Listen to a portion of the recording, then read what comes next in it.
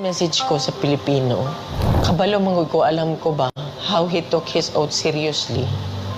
Gihimo niya ang tanan para sa Pilipino. Gusto niya may maayos na buhay ang bawat Pilipino. Gi-make sure niya na ang mga tao maka-avail sa medical assistance when he was president. Gi-make sure niya na before bulanding ang bagyo, naana siya dito, mag-una na siya dito. Katong sa Marawi, gi-make sure niya mawala ang kagubot.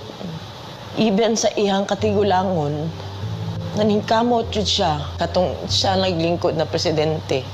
Miski nakapoy siya, wala mo kabalo na during the time na pandemic, almost failing na iyang health. Pero gusto gito niya mag-cabinet meeting pa rin. He does not care kung magka-COVID siya. He doesn't deserve this kind of treatment. Di naman gani, gusto na siya mo trabaho. Di na gusto mo dagan o papolitika. Ang tao lang si umugos niya. Kinakatila mo sa kind of leadership na iyang gihatag. You may find his mouth very foul. Musulti siya o kuan. Igo naman siya mangisog. I remember that time na giingnan ako ayuhan ng Pasig River. Giingnan ako na siya. Dali raman na pag-isog-isog lang man ka. Maura man na iya ha. Ang isog-isog niya na iresulta.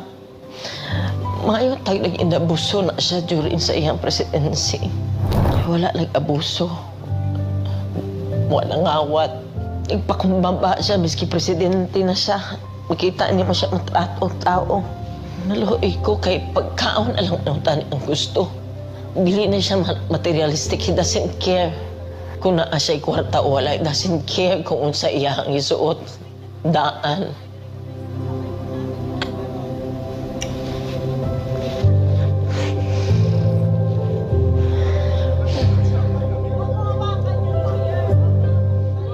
Wala ko kapalong sa akong pagtabang.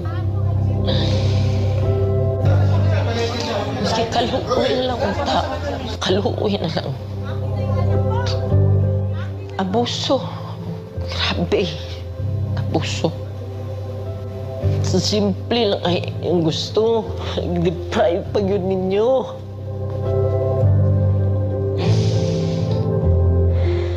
Simple lang kayang gustuhan na. I-deprive, miski gipatay na utangin mo siya. Dito. Kidnap ninyo. May 80 years old na siya. Kabalo mo ko sa iyang health. Wala tanan.